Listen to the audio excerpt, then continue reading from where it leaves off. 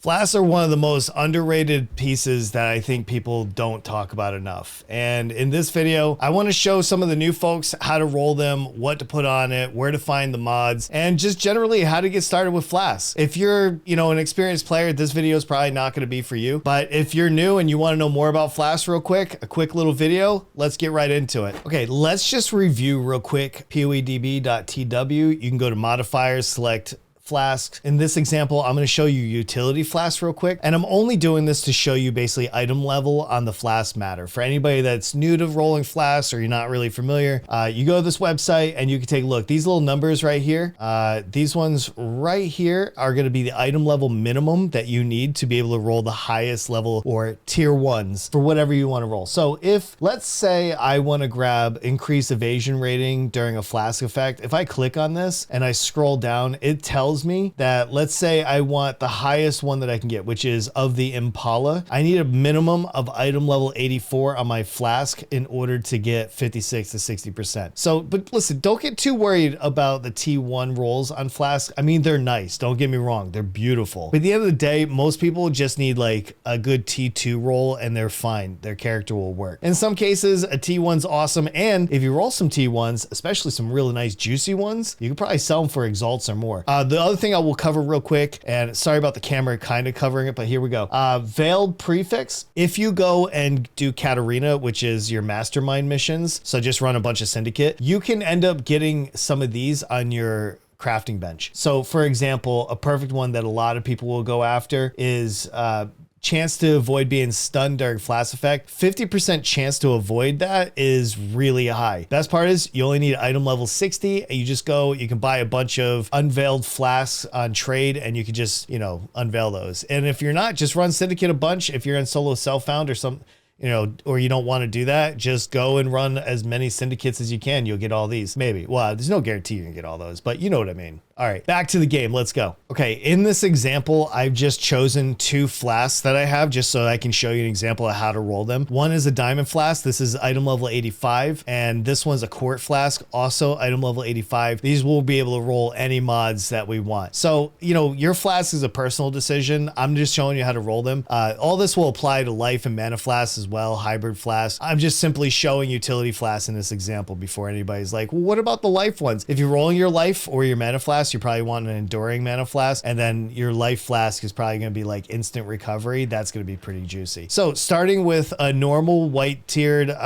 flask, we're going to go ahead and get 4 glass baubles on it. You get 20%. This is going to increase how long it lasts. So you absolutely want to do this before you even start rolling, because otherwise this magic flask is going to take 10 baubles. Why waste it, right? All right, then we're going to make these magic. We're going to just hit them with transmutation orbs, and then we're just going to roll one at a time. Now, this is actually a really good roll. This is a T1 and it's energy shield leech. So, if you may be CI, for example, and if you are, and you're a self-caster or something like that, this is a beautiful, beautiful mod to land on. And then you simply just augment it for a prefix, and then bam.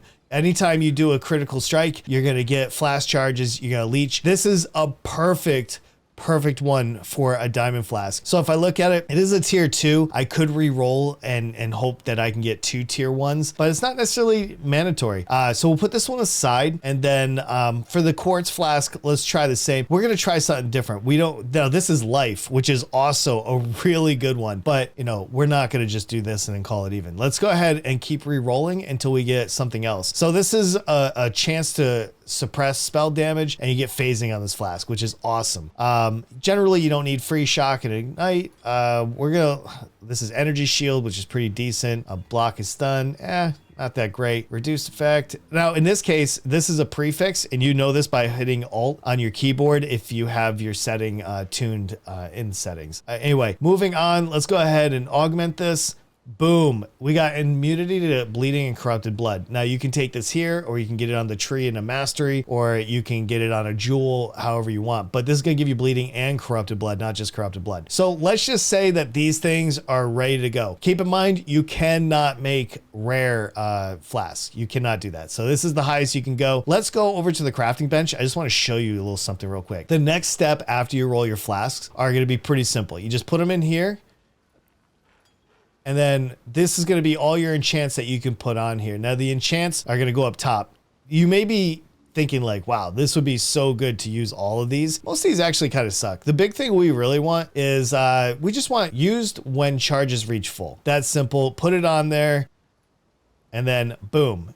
Now, when I wear this, it'll automatically go. As soon as this thing's full, it's going to trigger it and it's going to use it. And then I don't have to worry about my flasks as I'm running around. I will pretty much always be protected from bleeding and corrupted blood with this thing on. And then if I do the same thing again, if you look at my flask in general real quick, I'll just go over the last things. All of them has used when charges reach full, and I don't have to touch my flask at all, which gives me a free hand to do whatever you want. You know, like send off some more spells or just, you know, maybe eat pizza, whatever. Try it, see what that does for you, and maybe help automate your game a little bit. Make sure you roll your flask because they're absolutely the most powerful thing.